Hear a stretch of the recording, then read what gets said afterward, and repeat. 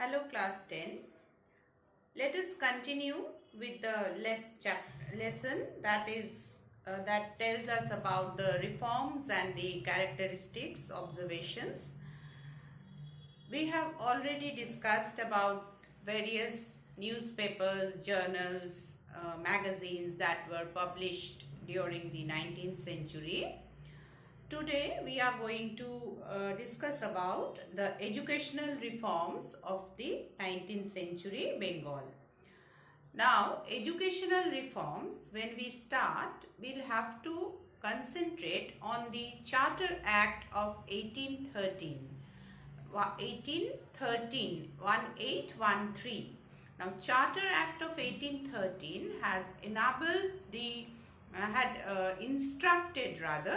had instructed the British East India Company that they should at least spend rupees 1 lakh per year for the development of education in India.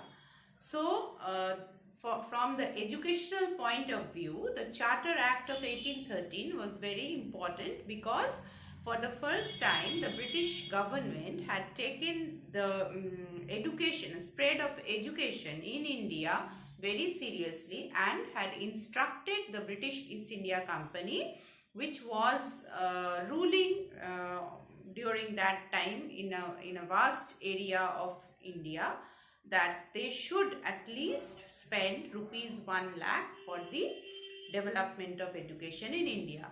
Now, after this passing of the Charter Act, there was a confusion as to how this money was to be spent.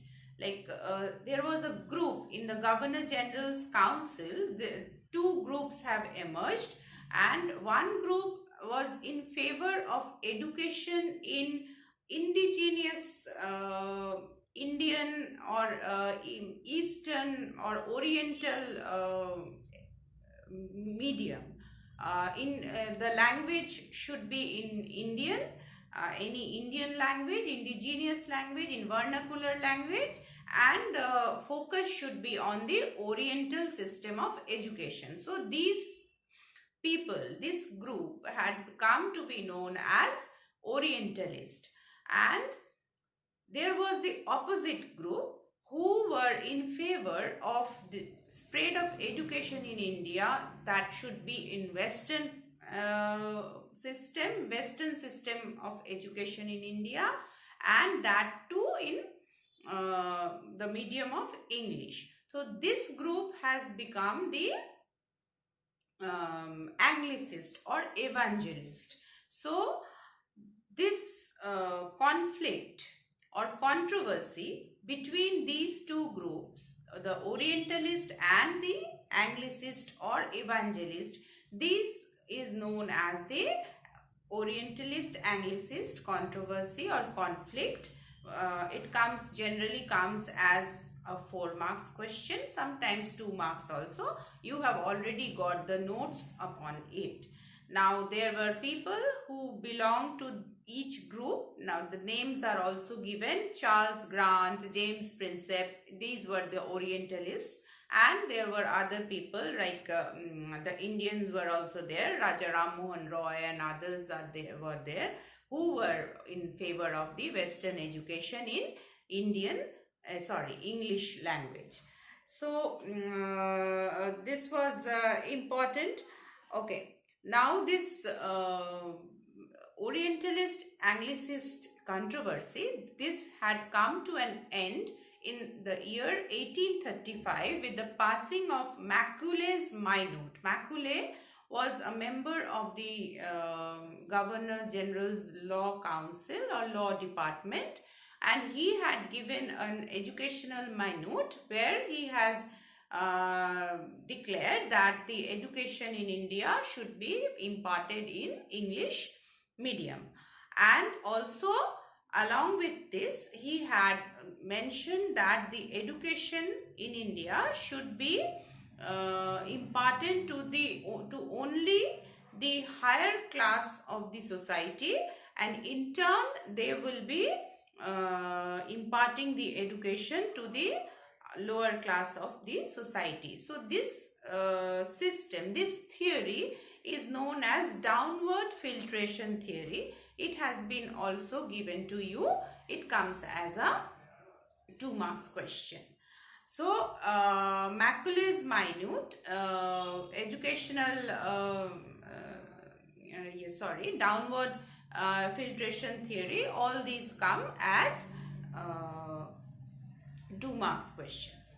So the notes are given, and it was then we come across the Hunter Commission in 1882. Before Hunter Commission, the most important step towards the development and spread of education in India was taken by the President of the Board of Council, Charles Wood. In 1854, he had declared an educational dispatch where he had proposed for the synchronization of primary, secondary and higher education syllabi in India, and then establishment of a separate education department in the government administration, and also to provide grant in aid to the non-government institutes for the spread of education. So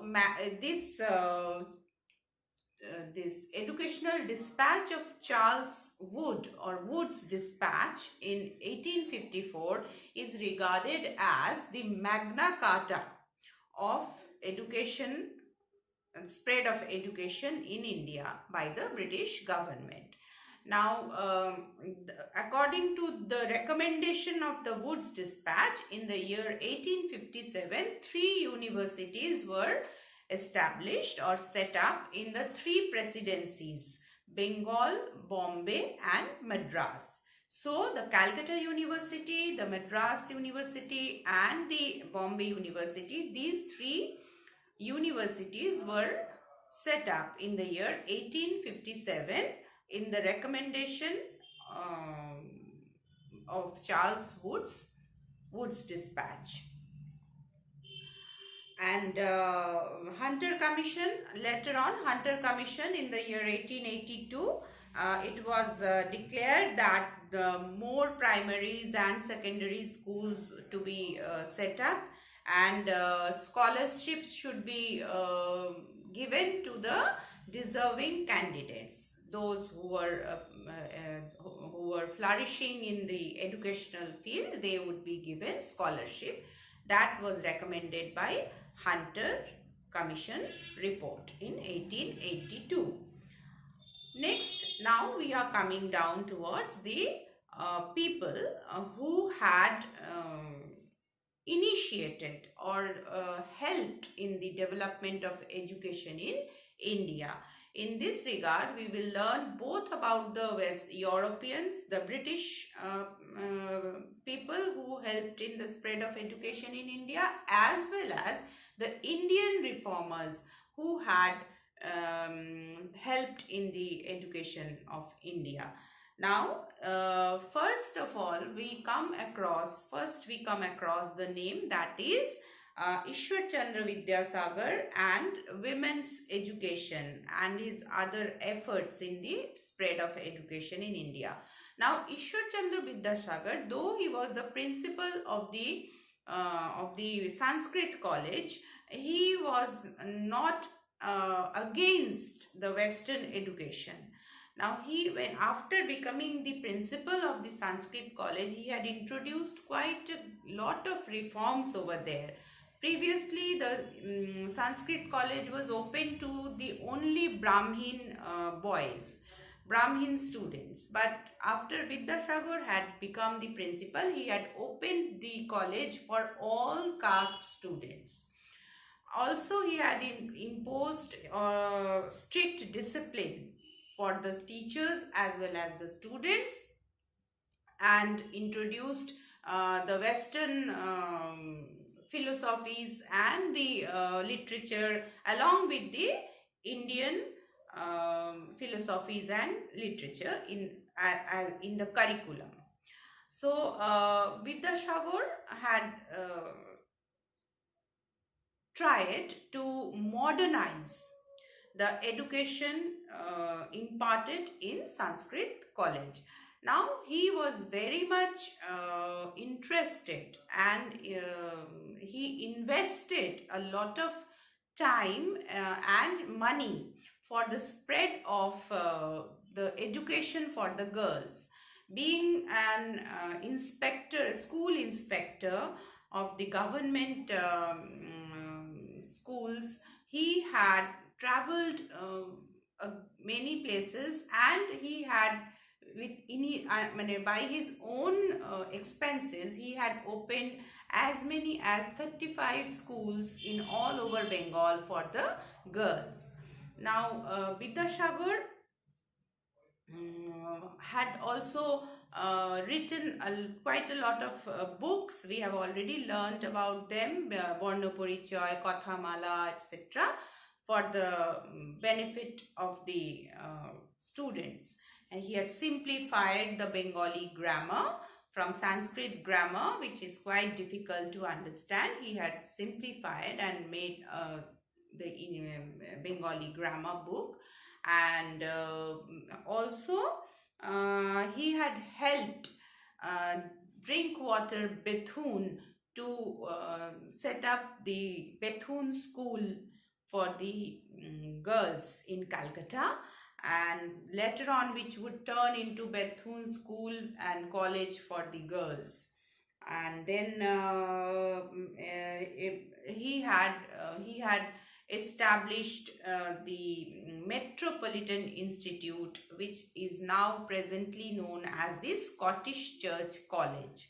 Now he was not at all against the British administration in India, rather he favored the British administration in India. So Vidyasagar's efforts, there were quite a lot of efforts by Vidyasagar, and Vidyasagar was not only an educational reformer but also a social reformer. His greatest achievement was the passing of the Widow Remarriage Act by Lord Dalhousie in 1856. So he had vouched for the remarriage of the Indian widows whose conditions, who lived in a very poor condition. So it was Vidyasagar. He had learned all the Indian scriptures, and he had proved that there was no such rule that the widows had to live a very strict and disciplined life, and they were not able to remarry in their life. So Vidyasagar's efforts were fruitful in the year 1856, when the British government had passed the Widow Remarriage Act, and it was for the first time in December 1856, the first widow remarriage had taken place.